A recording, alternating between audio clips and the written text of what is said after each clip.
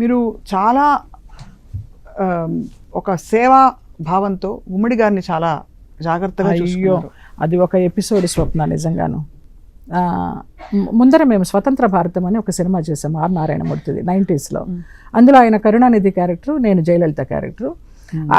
అక్కడి నుంచి ఆయనతో పేకాడడం స్టార్ట్ చేశాను. ఆయనతో పేకాడి గెలిచిన వాళ్ళలో నేనే మొదటిది అన్నట్టు. ఆయన చెప్పేవారు, నాకు తెలియదు, నువ్వు భలే ఆడుతున్నావు, నాకు నచ్చావు, నాకు నీ కంపెనీ కావాలి, నువ్వు నాతో ఆడాలి అనేసి అప్పటి నుంచి ఆయన పరిచయం పెంచుకొని మధురానగర్లో ఉన్నప్పుడు ఎప్పుడన్నా వెళ్ళేవాళ్ళము. తర్వాత నేను టోలీ చౌకీకి మారిన తర్వాత ఆయన ఇంటికి నా ఇంటికి హార్డ్లీ 10 నిమిషాలే. ఇక పొద్దున్నే ఫోన్ చేసేవారు. నా గొంతు పొద్దున్నే నిద్రలో అసలు చాలా అందంగా ఉంటుంది, మగాడ ఆడదా అని గుర్తుపట్టలేనంతగా ఉంటుంది. నేనే ఫోన్ చేసి చెప్పండి సార్ అంటే, బాచి మా వాడు బాచి ఎత్తాడు అనుకుని జయమ్మ లేవలేదా అని అడిగేవారు. నేనే జయమ్మని అంటే ఏమిటి అలా ఉంది గొంతు అనేవారు. ఇంకా ఇవాళ ఏంటి వంట, ఏం చేసుకొస్తున్నావు అని ఆ మార్నింగ్ నుంచి నైట్ వరకు ఆయనకి భోజనం పెట్టి పడుకునే వరకు ఉండి వచ్చేవాళ్ళం రా. అలాగా 2009 జాన్లోనో ఎప్పుడో పోయారనుకుంటా ఆయన, భీష్మ ఏకాదశి నాడు. ఆయన అంబులెన్స్లో తీసుకెళ్ళింది కూడా నేనే, ఫ్యామిలీ మెంబర్స్ ఎవరు దగ్గర లేరు. హాస్పిటల్లో జాయిన్ చేసింది నేనే, సైన్ చేసింది నేనే. ఆయన పోయినారని మొదటి కాల్ వచ్చింది నాకే. అంటే ఏ బంధము లేకుండా ఒక బంధం అలా కలిసిపోతుంది. నాకు పాత వాళ్ళందరూ ఒక దేవుళ్ళు దేవతలమ్మ. అసలు వాళ్ళకి సేవ చేసుకోవడం పూర్వజన్మ సుకృతంగా భావిస్తా. ఈయనే కాదు, ఆయన ఇంటికి అందరూ వచ్చేవారు, పెద్దవారు అందరూ. కృష్ణవేణమ్మ, పాతావిడ, గిరిబాబు గారు, సత్యనారాయణ గారు, అప్పుడప్పుడు నాగేశ్వరరావు గారు, వీళ్ళందరితో కూర్చొని మనం తింటున్నామా, మనం ఆడుకుంటున్నామా, మనం తాగుతున్నామా, ఎంత అదృష్టం మనది జన్మ అనేసి అట్లా ఫీల్ అయ్యాం. కానీ అదొక అదృష్టంలాగానే భావించాను నేను, ఒక సేవలాగా కూడా భావించలా. కొడుకులు ఎక్కడ ఉంటారు, కూతుళ్ళు లోకల్లోనే ఉన్న అప్పుడప్పుడు వస్తూ ఉంటారు. కానీ ఆయనకి జయమ్మ జయమ్మ జయమ్మ, ఏం కావాలన్నా ఆయనకి జయమ్మ తీర్చాలన్ని కోరికలు.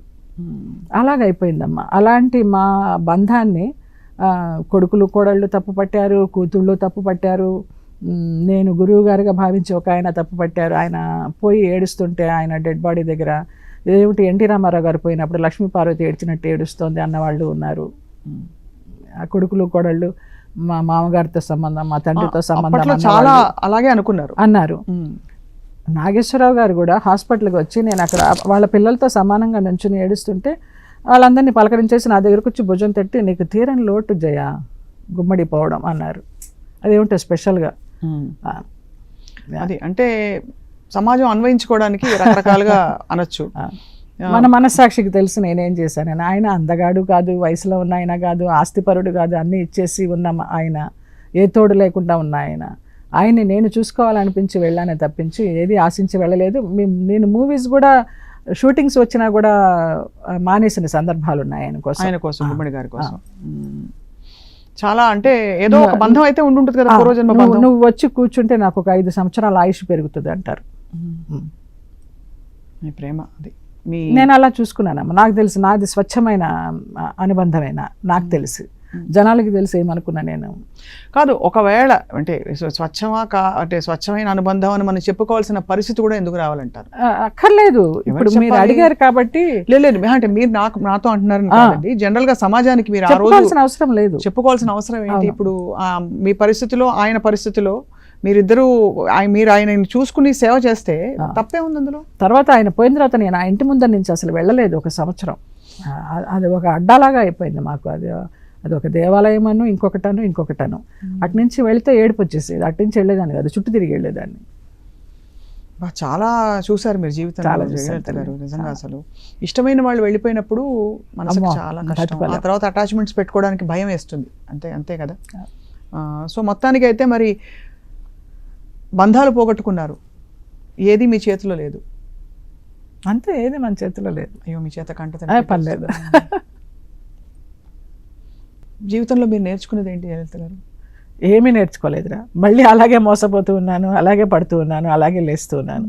నేర్చుకోవడం అనే జీరో నాలెడ్జ్ నాకు అసలు. BA ఎకనామిక్స్ చదివానన్న మాటే, ప్రపంచాన్ని చూశానన్న మాటే కానీ ఏమీ నేర్చుకోలేదు. నేను ఎలా ఉన్నానో నా బిహేవియర్ ఏంటో అలాగే వెళుతూ వస్తున్నాను. నేను నేర్చుకోలే. ఇదేంటి వీళ్ళని నమ్మచ్చా, వీళ్ళని నమ్మకూడదా, ఈ రోజు వరకు లేదు. మొదటి నుంచి ఎలాగున్నాను ఇప్పుడు అలాగే ఉన్నాను. ఆ భగవంతుడు కాపాడుతున్నాడు, ఏదో ఒక శక్తి నన్ను కాపాడుతుంది అంతే. అదొకటి నమ్ముతా, కర్మ సిద్ధాంతాన్ని నమ్ముతా. అలా నెట్టుకుంటూ వచ్చేస్తాను. అవును.